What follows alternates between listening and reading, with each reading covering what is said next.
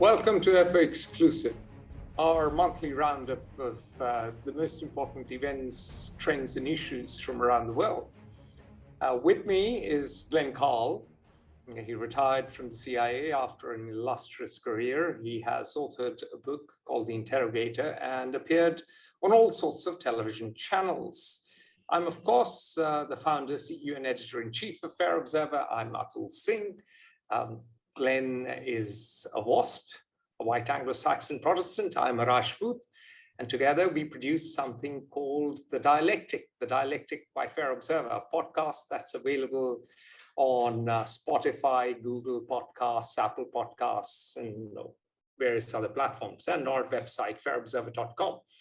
Without further ado, we will get cracking into the three most important issues for August. Our three top choices are: number one, Jay Powell raises interest rates and stock markets fall in America by more than 1,000 points.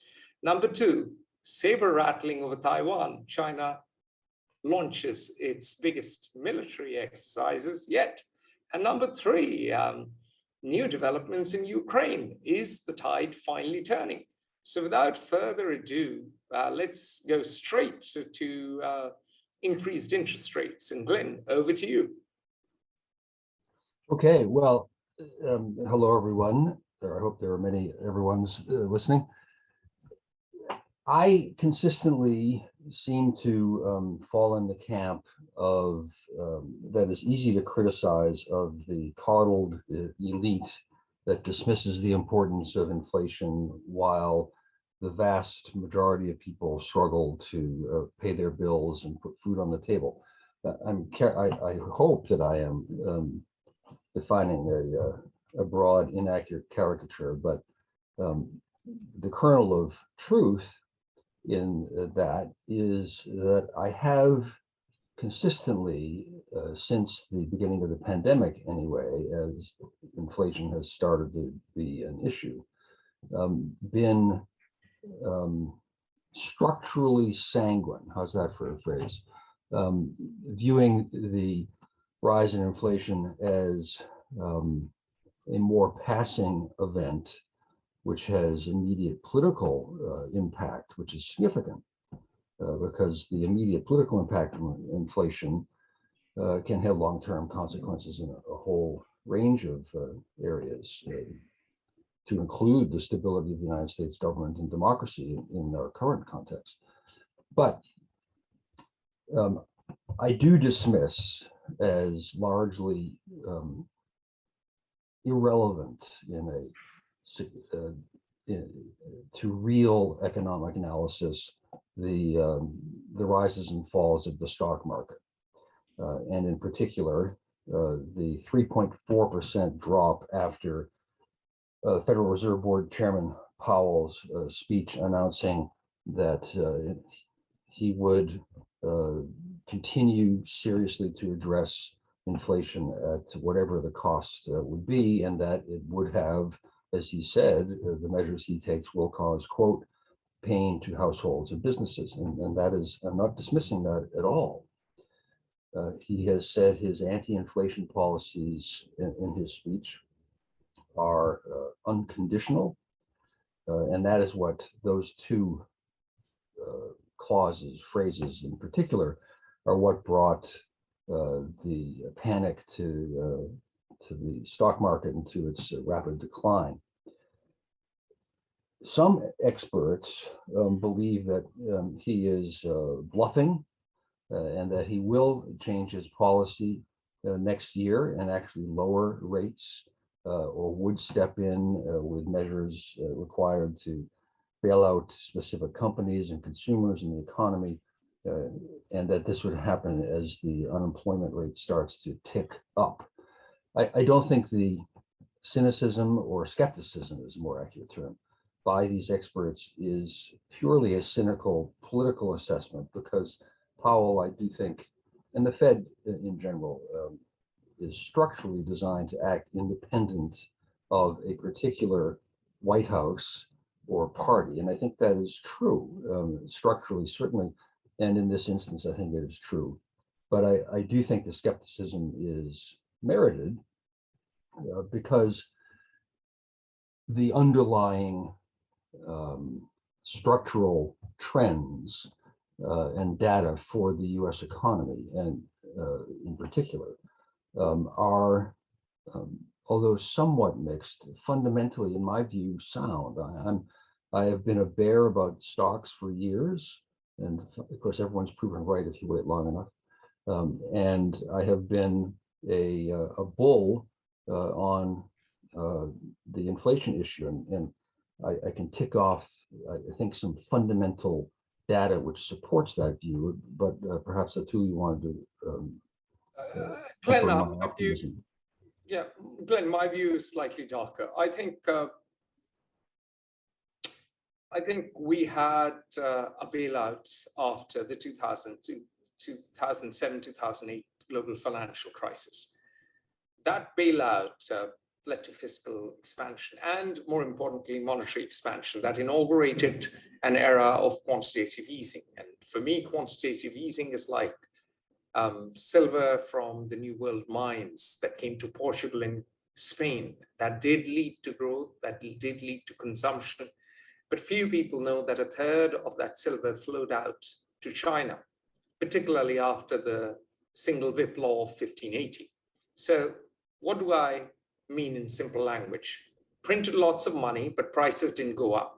So everyone thought it was a brave new world. The new monetary policy came up, this new monetary theory came up that, oh, you could print all this money and then build roads, and it would be a it would be a virtuous economy. There'd be infrastructure that would lead to productivity growth, that would lead to job development that could feed the green economy, and we would all sing Kumbaya. Now, what happened after 2007, 2008 was followed by a massive fiscal expansion during COVID. Government spent like no tomorrow, from the US to poorer countries elsewhere. Of course, Europe spent a lot. The UK gave away a lot of money to keep aloft small businesses. And the Russia-Ukraine war has caused a supply shock. So we had fiscal monetary easing for a while, printing lots of money, and then government spending a lot of money, debt piling up. And now you have a supply side shock, and inflation is now showing up. And inflationary expectations are going up. So now we are seeing that accelerator effect. You see strikes in London Tube. And the day I was supposed to host dinner in London was on strike, and very few people came to the dinner party. And there were strikes that threatened in various other sectors too. So in a nutshell, what we are seeing is the same story as in the 70s. The brave new world might not turn out to be the brave new world. And J. Powell might have to be like the late Paul Volcker. Because if inflation gets out of hand, then savings will be frittered away. There'll be no certainty economy, and economic trouble would be much worse than it potentially is. And this leads me on to what next? Well, what next? I think we'll see an era of higher interest rates, controlling higher inflation. This will go on as long as we have supply side shock and supply chain issues. This is not going to go away quickly. The economy will have to change structurally. There's far too much inequality. So the only way forward, perhaps, for governments might be to control expenditure, really, because if you have a high fiscal deficit, then you will lead to inflation. And the only way to do it would be to cut spending and increase taxes. And that's not very popular. No government wants to lose an election. So I'd hate to be a politician right now, particularly in America or in the UK or even in Europe. Today is Ganesh Chaturthi in India, the birth of Lord Ganesh, who had his head cut off by Shiva. So the God of good beginnings began life with a disaster. And perhaps the silver lining in it all may be that a lot of structural issues that have been left unresolved because of the current economic crisis and a current economic crisis that promises to be a prolonged one will cause reforms. So today, for instance, on Ganesh Chaturthi, Russia has shut down Nord Stream gas pipeline to Europe. There has been a historic sell-off in European debt markets.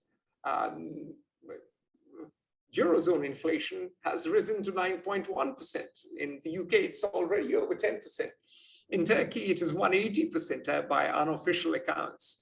So we are not exactly living in a happy, clappy, kumbaya world. That world of easy monetary policy or loose monetary policy and no inflation is over. It's c'est fini, c'est tout. It's dead, buried, and gone.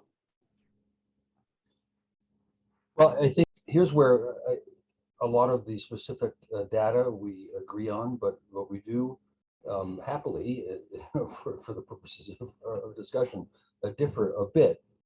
And I'll do the tedious thing that people talk about economists must do, which is to go through some data. That's me. So I was glad you mentioned Paul Volcker. I remember very clearly sitting in a cafe in Paris as a graduate student and opening the Herald Tribune and having a shock and then feeling quite self-satisfied because I understood the headline on the finance page, which is that Volcker had dramatically raised interest rates, and it was a long-term move and a powerful one that had not happened in the American economy for many years.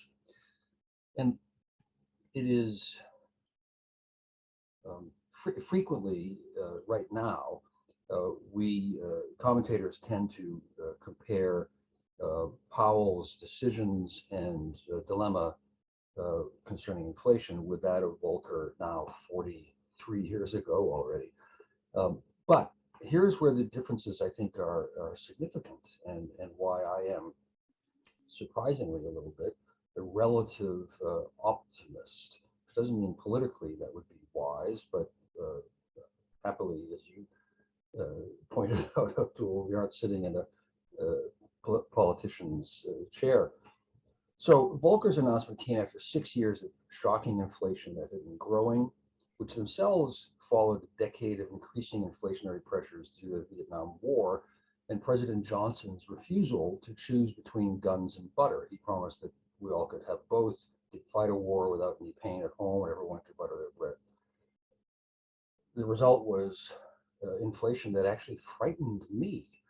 It was something like 11% in 1 month at the time in the US, and I thought we were becoming, the United States was becoming Guatemala, with all respect to Guatemala. Powell's speech and his circumstances come in a starkly unique set of geopolitical, economic, social, political circumstances, quite different from those of Volcker. And I think that address shorter term, not structural inflationary pressures. There's all the pressures on the economy and on inflation as a result of the pandemic. There's depressed service demand, increased product demand, supply chain problems, and immense injections into the budget. There were just to summarize, there $5.1 trillion have been injected into the US economy by several acts in the past 2 years, above and beyond normal budgetary expenditures, that are equal to about, almost 30% of the annual GDP of the country. So that is quite significant. So that's COVID spending alone has accounted, I worked it out actually, has accounted for a 22% increase over the annual GDP of the United States. And this does not even include Biden's Inflation Reduction Act, misnamed, but nonetheless another $750 billion, and the Infrastructure Investment and Jobs Act of a year ago, which is $1.2 trillion. So all of these things inevitably will lead to inflation. The assessment is that the core inflation rate is substantially lower than the current inflation rate. It's about half what it is, maybe 5% and declining. The Congressional Budget Office predicts, however, in structural issues, which is what we need to look at rather than stocks, a 3.1% GDP growth rate for the United States in 2022, roughly the same in 2023 and 4. Unemployment rates at historically low levels, which is a partial explanation for inflationary pressures, remaining about 3.6 to 7% for the next 3 years.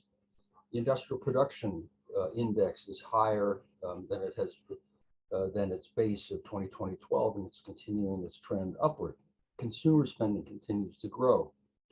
It estimates the congressional budgetary projections are that inflation will cool the core inflation rate to about 2%, and there are other data too. So the bottom line, I think, is that most indicators show continued economic strength, slowly easing bottlenecks which are inflationary, and the inflationary pressures have dramatically increased spending, but a structurally sound economy. So electorally, it might be dangerous for anyone, Biden in the US, to have to deal with this, and for Powell to raise rates. But I think he's targeting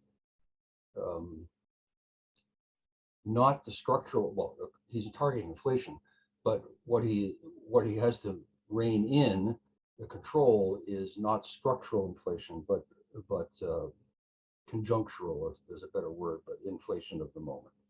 I'm hopeful. Well, there you go. Yeah, I'm playing Cassandra today, and then Glenn is being the optimist. I'm playing the old world doom and gloom monster on Ganesh Chaturthi, which is, of course, the day of auspicious beginnings. But I mean, on a serious note, I think that whilst numbers tell a story, and Glenn has painted a very detailed picture about a lot of healthy numbers, I think business as usual is over, and geopolitics will play an increasingly disruptive role. So these assumptions that supply chain issues will go away, that's not true. The assumption that commodity prices will normalize, I'm not so sure.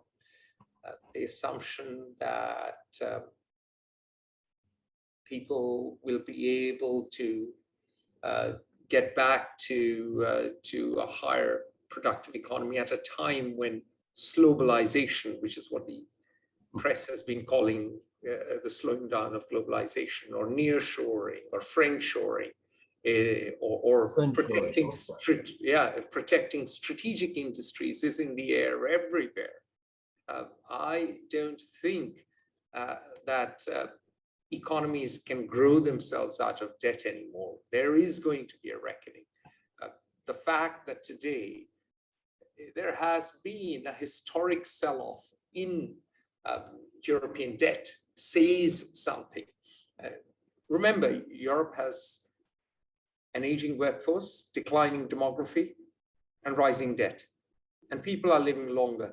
And that's a good thing in some ways, people are healthier, but it adds a burden to the economy. Can Greece pay off its debts? I don't think so. Can Italy? I don't think so. So all these countries which have sclerotic economies, terrible red tape, barriers to economic activity, all these, and this is not just Italy and Greece, it is Spain, Portugal. I mean, Italy is in trouble. The UK isn't doing too well. And so all these countries will have to fundamentally restructure many systems. I think a moment of reckoning comes every once in a while. We are living in a moment of reckoning. I foresee many painful readjustments. I think that the era of high interest rates might trigger off a long cycle, and it will eventually perhaps lead to good results. Perhaps a little bit of pain was essential after a period of just frothy activity and unnaturally low inflation, which was because of the entry of lots of people from the former socialist / communist world into the labor market that pushed the price of labor down. But I think that era is gone, that era is over. We will have to bring in lots of reforms, and let's see how it goes. And that brings me on to a very important topic, which is China. China is in the news, or rather Taiwan is in the news, for a very simple reason. Nancy Pelosi visited Taiwan, and in response, China has unleashed its largest ever military exercises around Taiwan. They've fired long-range missiles, they've flown fighter jets, they've sent warships to the Taiwan Strait, and the Taiwan Strait is only roughly 150 kilometer wide. Glenn, you can correct me if I'm wrong. It's 150, yeah. Yeah, and the US is sailing 2 of its warships through the Taiwan Strait. So we are suddenly moving into more risky territory geopolitically. The 2 big powers may not go to war, but as before World War I, and this is something we address at great length in our podcast, which I strongly recommend every single listener to download or to go to on Spotify, Google, Apple, or on our website. There's this jostling around is very reminiscent of World War I, the period before World War I. After 1815, there had been no war between major powers. The Europeans had been fighting the Indians, the Africans, large populations, at least in South Asia, primitive armies, no technology or poor technology, very little modern strategy or tactics. And they were having a bish, bash, bosh. And they forgot what war between major powers looked like. And they failed to calculate that war could break out. They had 2 alliances, one on each side. And as Blackadder memorably says, they thought that this would ward off war, and the problem was that this whole idea was bollocks. And what we are seeing today is a rise in temperature, and things could start going off kilter, and the pot could start boiling over. And this tension over Taiwan is certainly going to lead to the US friendshoring or nearshoring and not relying on China as much. Supply chain issues are not going away, and they will bring their own inflationary pressures. So over to you, Glenn, now. Yeah, well, you raise larger, deeper issues than the ones that I was focusing on. So as one could say, I took a short, medium-term view with respect to the U.S. economy in particular, and you've raised the important, not just important, the existential and central geopolitical questions. The only issue which would be larger, really, would be global warming, which sort of transcends even human activity. But totally, I agree with you that we are living a period frighteningly similar to the end of the Belle Epoque in the first decade of the 20th century, or the Depression years of the 1930s. And this is a classic geopolitical dilemma, which is you have a rising great power, a status quo great power. No power, no individual in politics actually ever surrenders power willingly. No state really has, and no rising power is easily assuaged with offers of small islands, off some forgotten coast someplace. So the tensions are very, very real, and Nancy Pelosi's visit to Taiwan didn't create them, but has catalyzed at least a she chose surge. the perfect timing, didn't she? Well, she certainly did this with forethought. She thought it was the right moment to, I think, and I'm privy to her thoughts, To slay the dragon and bring democracy to the Far East. I think to clarify commitments, which many might think is a very unwise thing to do now of all times, as circumstances become more dangerous between the Yeah, US. and also given in the light of the immediate aftermath of the fist bump with Mohammed bin Salman, Joe Biden and Mohammed bin Salman suddenly having make-up sex after having a bit of a tiff. It seemed, shall we say, slightly rich.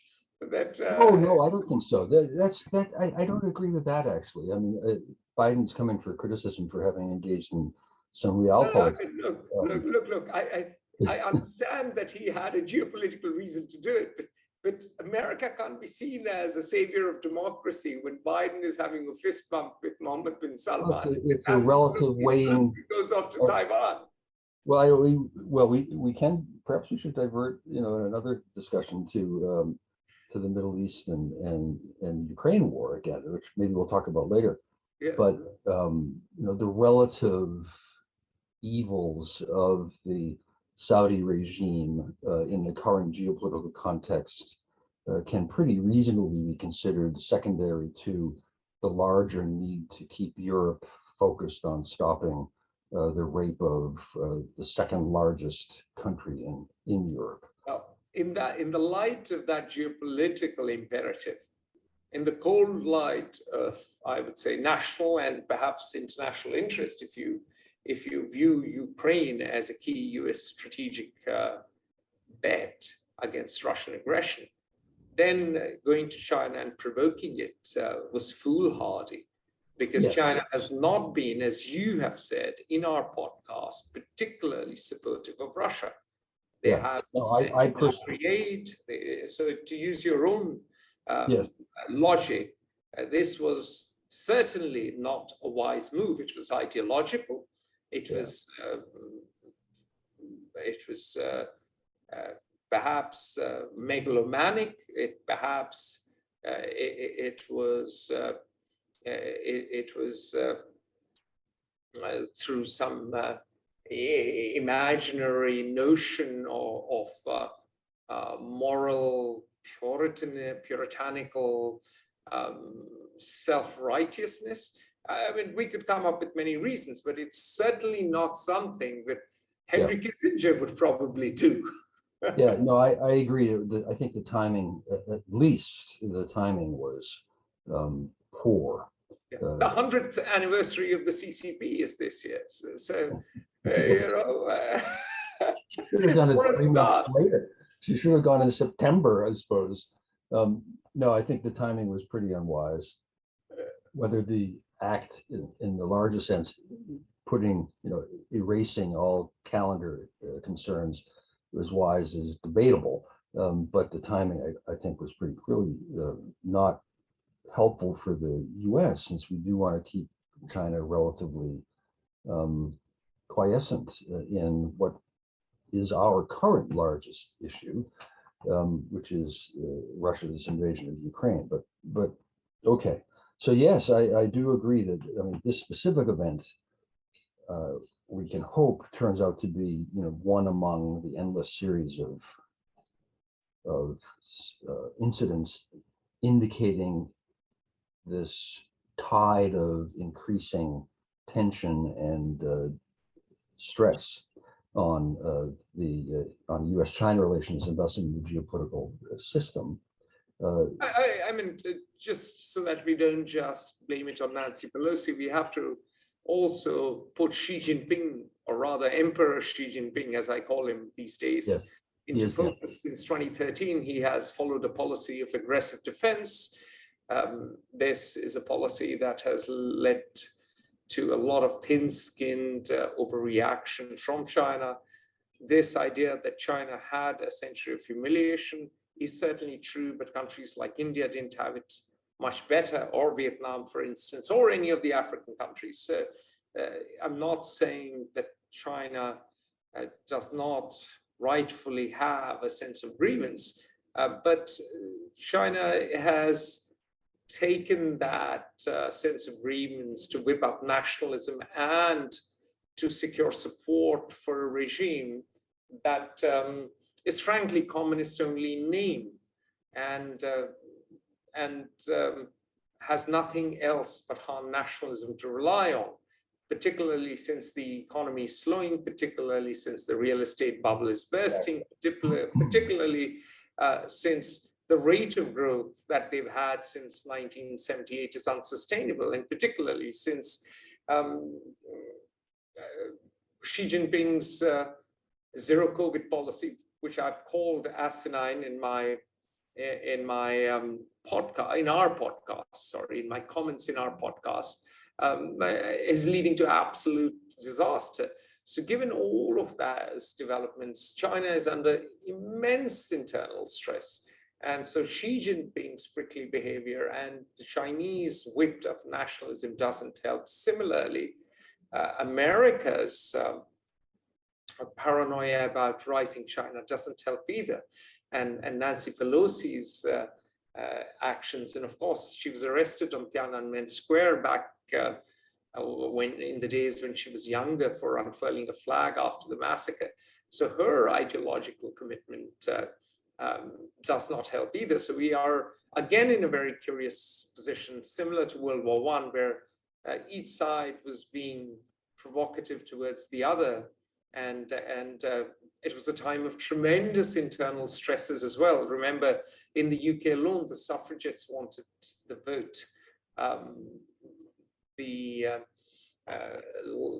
population, or a large majority of the population, wanted land reform, and there was the Irish question. Ireland wanted independence, and the only thing that saved Britain from implosion was World War I, as one of my politics tutors put it at Oxford. So I think all countries in some ways are under enormous internal political stress, and that is manifesting itself in external tension as well. And this will add to further strains on the economy. At least that is my assumption. Geopolitics and the global economy can no longer be separated. And so I don't think they, yes, they cannot, I don't think they ever can ever be separated. Yeah, there are, I think we touched on three broad factors that are combining to make each day more dangerous and fraught than the previous one in our time. I touched upon the geopolitical dynamics, and you touched upon two critical things that are more specifically relevant right now to China. But since China is one of the two great weights internationally affecting the international system, and that is the deal, the bet, the offer that the Chinese Communist Party has given or imposed or offered to China, which is that we, in return for your acquiescing in our legitimacy and rule, we will make you rich. So economic dynamism, prosperity. To be rich is glorious, remember, Glenn. Sorry? To be rich is glorious. Okay, yes. Well, any New England Yankees would know that, I suppose. I think Deng Xiaoping said it. Yeah, and then the second thing is how to hold together, bind together, earn the support of this vast population, like all societies, but China more than many, diverse and increasingly dynamic and pursuing its own ends. How do you hold that earn allegiance and devotion to the state, meaning the Communist Party? And that is through nationalism. And certainly for decades, but in particular since Xi Jinping became the leader, the emperor of China, he has played the nationalism card.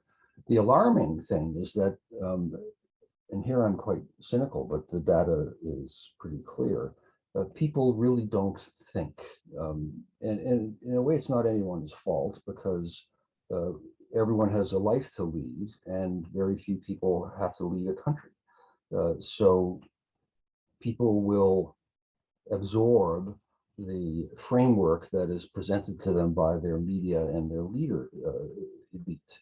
And that has been in China, that we have been humiliated and we won't be anymore and we are great and it's everybody else's fault. And this I must say, as someone who was not a colonial subject, except at least a long time ago, it is a sort of a standard, almost reflexive response of a post-colonial government, which is to blame the ex-colonizers for all the ills of society. It's a way to say, well, it wasn't I did it, they did it, and let's go, blame them and be mad at them. And I put that in silly terms, but this combination of increasingly strident nationalism, which has the overwhelming support. These are this is a framework of views believed by a majority of the population in China, combined with now dramatically increasing economic stress to the point of crisis, which most people still, I think, are unaware of in China. You touched upon it directly several times, Atul, that here again, my bugger with the structural trends in China are economically increasingly alarming. Yeah, they have $1 trillion+ of bad debt. Only 15% of college graduates of their banks. Sorry? But of the 11 million college graduates a year, in the most recent class, only 15% of them have jobs. Yeah. The average income of a college graduate starting in 2022 is 12% less than that of the year before. Xi, to address some of these increasing tensions, is exacerbating them because he doesn't know anything about economics and he's a communist. And so he is centralizing.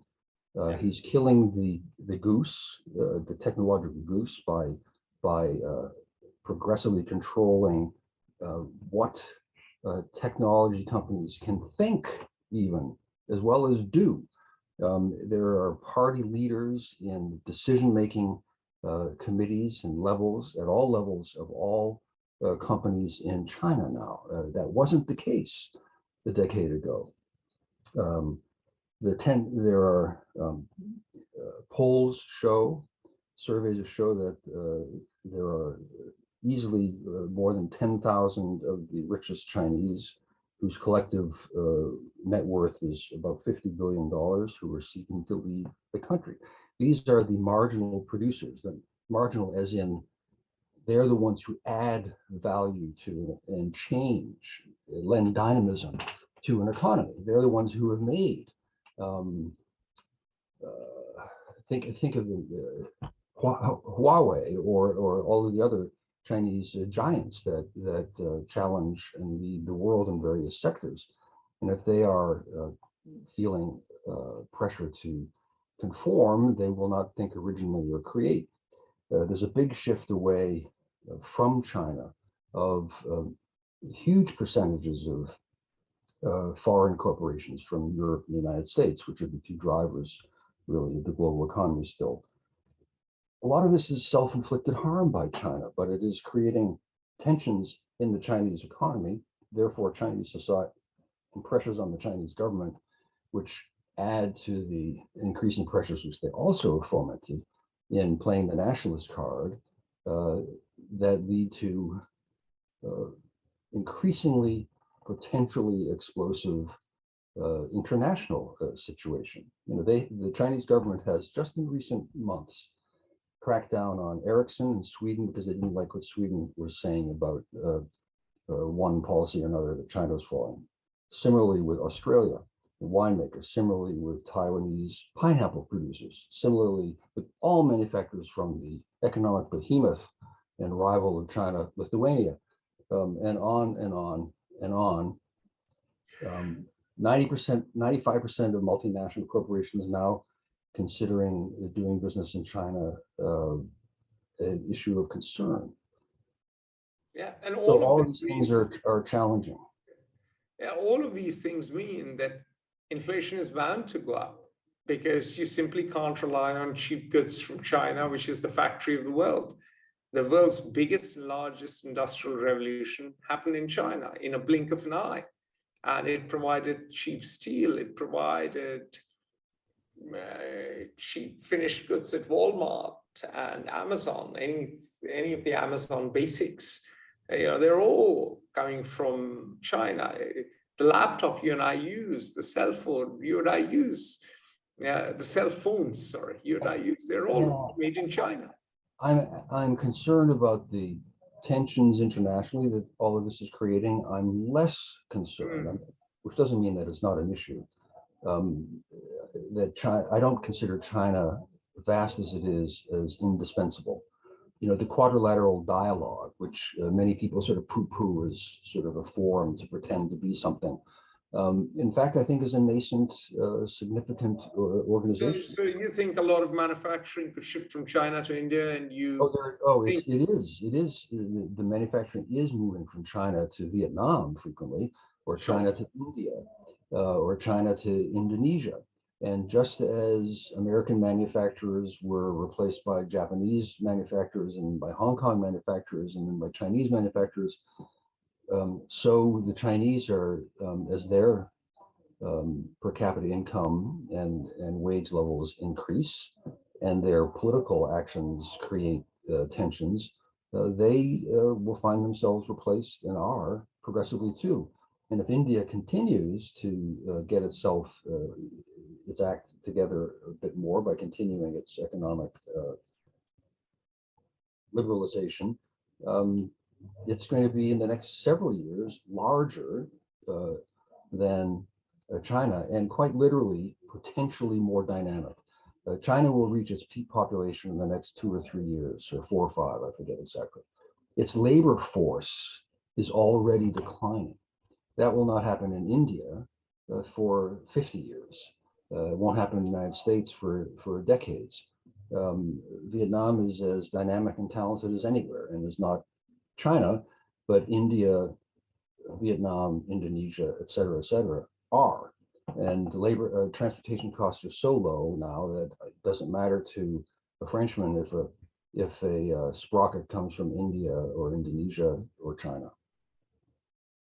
Anyway, so if we avoid World War III, everything will be fine. The Chinese will become older and poorer, and we will all function in a swimmingly decent manner with health, wealth, and pursuit of happiness under Uncle Sam. So that's the message for us to take away, which moves us on to Ukraine, where Uncle Sam has sent HIMARS, and they apparently seem to be having some effect. So the offensive at Kherson, what sayest? What says thou, Glenn? Is it going to succeed? Are we seeing a turning point in the war? Is there a possibility of a famous Ukrainian victory? And is it a 1917 moment for Russia? All of the above remain possible, and of course, and we don't know. I think there are so many variables that we really do not know what will happen, but we are at a significant moment in the war as the strategic initiative has shifted, at least now, for now, from Russia to Ukraine. Ukraine does appear to have taken a substantial offensive, begun one, in the south around the city of Kherson towards Crimea, as opposed to the east in Donbass and Luhansk. If they can sustain that, then Russia has some real dilemmas, because it looks realistically possible that within the coming days, if not weeks, but I would say not too long, upwards of 20,000 Russian soldiers might be trapped and unable to retire from the front around Kherson into Crimea, since the Ukrainians with the HIMAR and other artillery systems have destroyed most of the capability of anyone to go from near the Dnieper River into Crimea. So that would change the not just the initiative, but the entire thrust of the war. However, that's the military theater, which is of course critical, but it all depends on continued, sustained, coherent support of Ukraine by the West, which means really the European Union, NATO, and the United States. And so far, getting 31, I think it is, members of NATO to largely act coherently has succeeded. And that is a pretty tough thing to do, because, not to be absurd about it, but when you think about 4 family members trying to decide what movie to go watch and how hard that is to decide, deciding a matter of war and peace with 30 nations with divergent interests is quite remarkable. And the coherence there of continued coherence of Europe depends, I think, on the pain that Europe is willing to absorb economically, which then means socially and politically. And that gets to energy and gas supplies in particular for Europe. And the Russians have turned off the spigots for Bulgaria, Finland, and Poland already. And they play with maliciously every week or so with Germany and the rest of Europe. They say, oh, there's a technical problem. Now we can only send you 20% of what we sent before. And now it's up to 40, and now it's down to 20 again. And can Europe get through the winter? Now, the projections are that if gas from Russia were shut off in Germany, Germany's GDP in the next year would fall by 1.5%. And to someone who that wouldn't affect, that is less than the decline caused by the pandemic. So that should be absorbable. But all it takes in the United States for governments to tremble, and I'm not being facetious, is that the price of gasoline, petrol for cars increase. That's it. That is the average person's inflation index. Everything else is irrelevant, really. And well, it is a car-based economy, to be fair. It is. Car and truck-based economy. So a rise in gasoline prices affects Americans immediately, hits their pocket. And we just discussed that. And it causes a revolution. And yeah, people just have $600 to, that's a figure you came up with. Right. I remember, right. And it's all over the media that right. A lot of Americans just have $600 of cash for an emergency. So, well, my family members of mine, my family, and then other relatives have in the past month had reacted in shock at the increase in our own, not gasoline, but our gas for heating and cooling bills, because of how all of these events have trickled through to affect the price of gas. And America is more insulated than Europe. Correct. Europe is under enormous stress, particularly German industry. Right. German industry was very reliant on Russian gas. Yeah, 40%, I think, of German energy comes from Russian gas. And so, the big challenge for Europe will be whether, as you said, can it survive the winter? And governments have fallen in the UK and in Italy. Super Mario Draghi is gone. Boris Johnson is gone. And yes, you may say he partied too much. And yes, perhaps he had one glass of wine too many. And yes, perhaps he broke rules. But let's face it, had he won the by-elections, there would be no problem. The Tory party is famous for regicide, but it does not kill a winning king. And so inflation is having an effect, not just the rise in oil prices and gas prices is having an effect, not just in the US, but worldwide, because people here less than elsewhere. You're right. Yes. So, and Gilets jaunes, lest we forget, the Yellow Vests in France were a reaction to increasing fuel prices. That was because of tax reasons, of course, not a supply shock from a war, but the end result probably is the same. The end result is people are angry or upset when prices of oil and gas go up. And then another pessimistic perspective to take is that you and I have been analyzing Putin's motivations and the Ukraine crisis for a year, say, directly. And every time that there is an inflection point where Putin could choose a sort of classic way to achieve something while avoiding larger problems or crises, he has been a maximalist. He has not taken the carrots or incentives or off ramps, whatever metaphor you wish to use, proffered ever. He has been quite consistent in his views, always upping the ante and demanding that his objectives be accepted or he will continue. So Erdogan is similar. He just doesn't have the same leverage, but he has a very similar personality. So why would he change his personality now because of a relative momentary setback? Of course, no one changes their personality. We're all the same that we were from the time we came out of the womb. Well, what about free will? Not so much. It's an illusion, as a friend of mine, as a German friend of mine. That's about the only change, I think.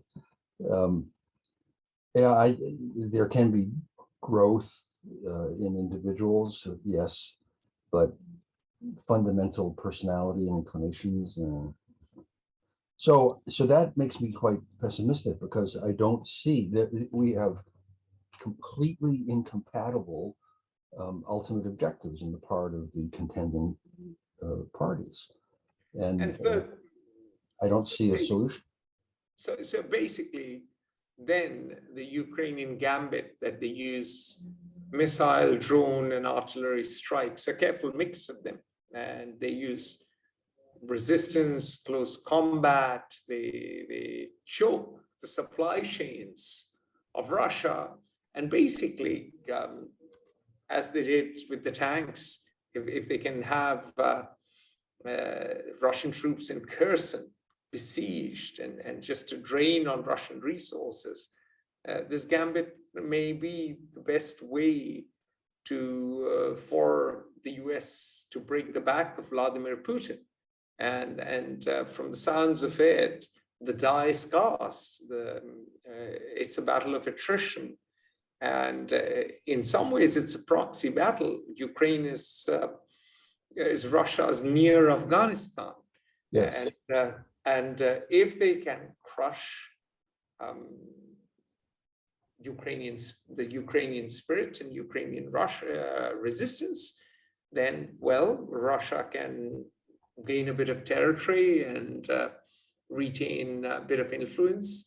But if they were to lose, this, according to some of my friends, British friends, some of whom are ex-MI6, could be the unraveling of the Russian Empire. And one of them said, look, the British Empire doesn't exist anymore. What people forget is that Russia expanded dramatically after Peter the Great, during Catherine the Great. That's when they took over Odessa. It was Potemkin, if I remember correctly, who took over Crimea from the Ottomans. And of course, Russia extended all the way. They gobbled up khanates in Central Asia. They took over the Caucasus, and they reached all the way up to Alaska. Most people forget that the Russians sold Alaska to the Americans. So the Russians had a bish bash bosh. They had a Genghis Khan-like expansion to the east. They too expanded to the Pacific, just like the Americans. Americans, of course, it was go west, and Americans were cleverer. The Americans committed genocide of all the Native Americans. So there aren't enough left to rebel. They're all in reservations drinking whiskey, gin and rum,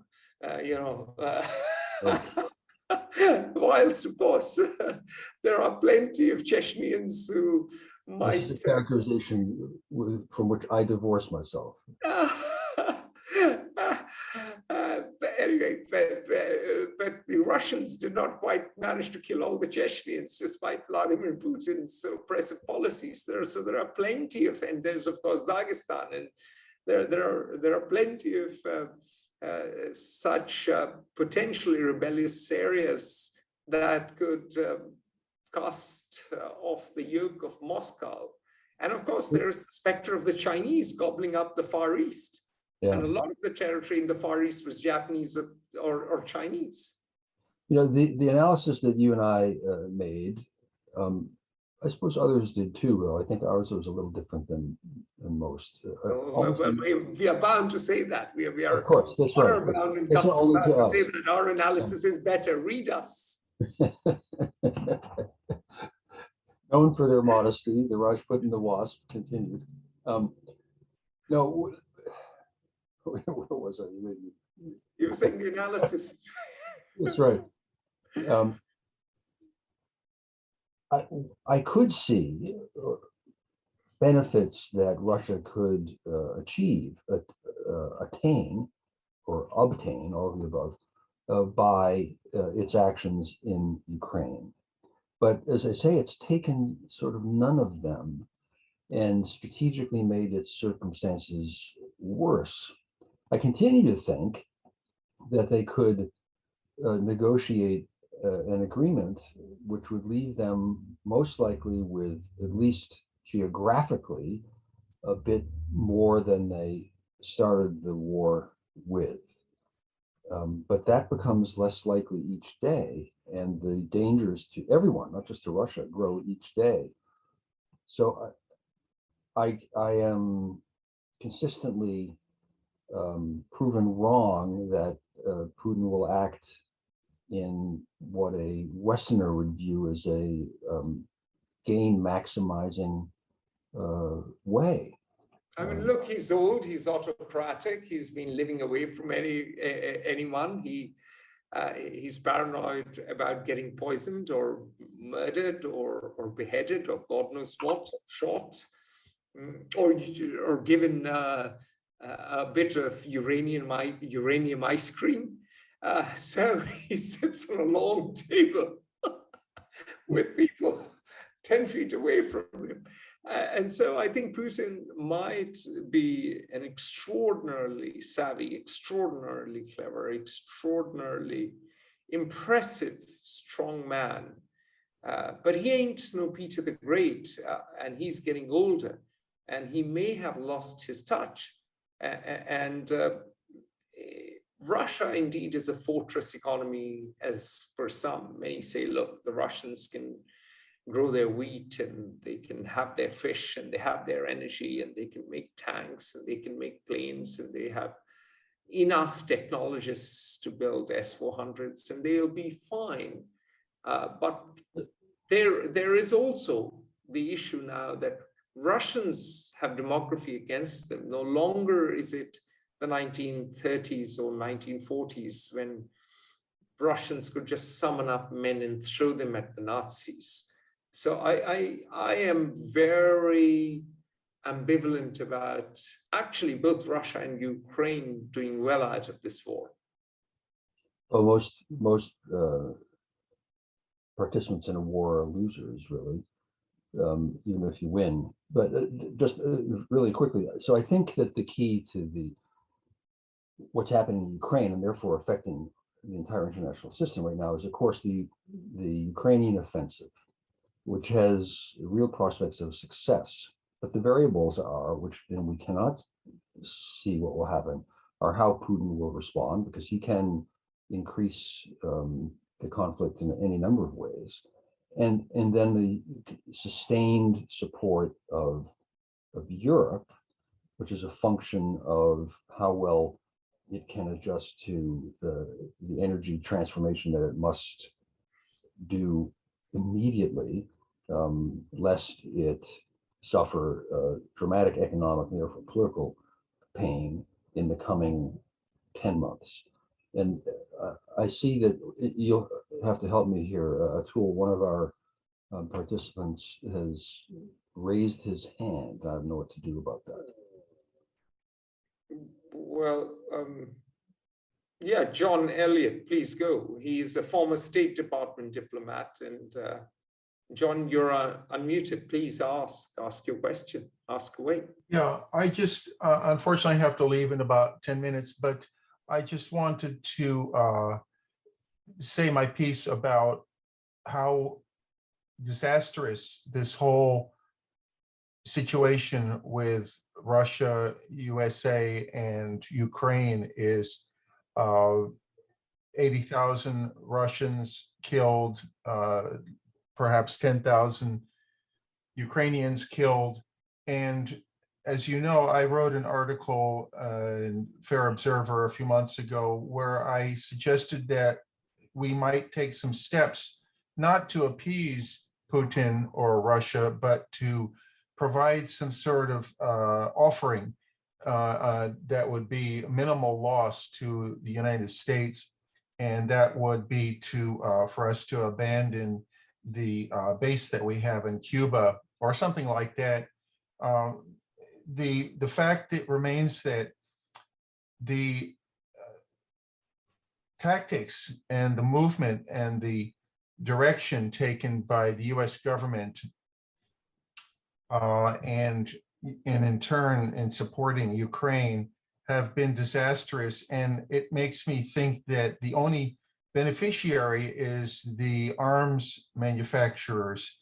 I think that if we could go back in time, and this is Monday morning quarterbacking, I think that we could have at least forestalled the invasion, Putin's invasion of Ukraine, by providing some sort of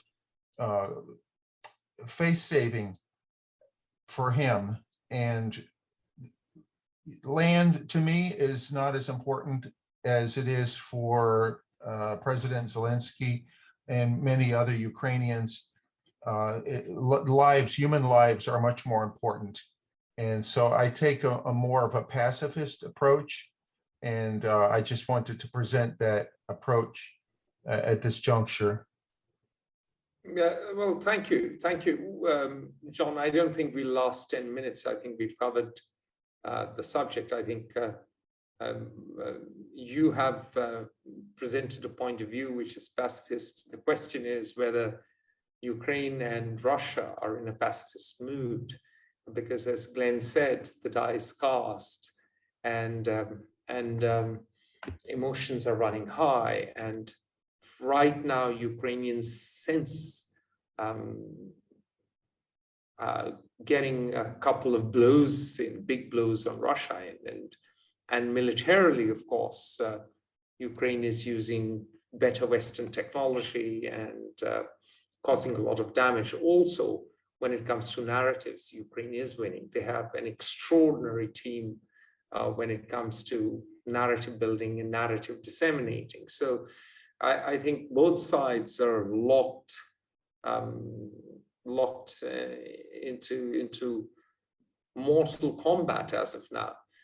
And yes, you might certainly propose something very sensible and rational, and in the cost-benefit analysis, it would make complete sense. But I don't know if the parties in conflict are at that position in that situation to listen to your suggestion. A strong argument one can make, and which many have made, that it was provocative, unwise, arguably, for NATO to expand to Russia's literal border. Since 2014, however, I think the U.S. and NATO have offered a number of attempted off-ramps, at least. And I would argue that the fundamental existential dilemma that Putin's trying to undo, but he cannot, is that, especially since 2014, Ukraine has progressively and dramatically turned to the West. The attitudes about EU membership, about NATO membership, have all rocketed support for them, for each of those initiatives. The cultural, economic, political ties and self-definition and aspirations of the Ukrainian population, and thus of the government, have fundamentally shifted from being a rather agnostic Central European, politically sort of neutral series of attitudes to defining themselves as West European. And that is simply not acceptable to Vladimir Putin. It threatens his worldview. He thinks that to be fair, Glenn, as per our article, it's not just his worldview. There are many Russian. No, well, correct. That's part of the Russian. What is the solution? Unless he invades, he loses. Yeah. I do think that he views things that way.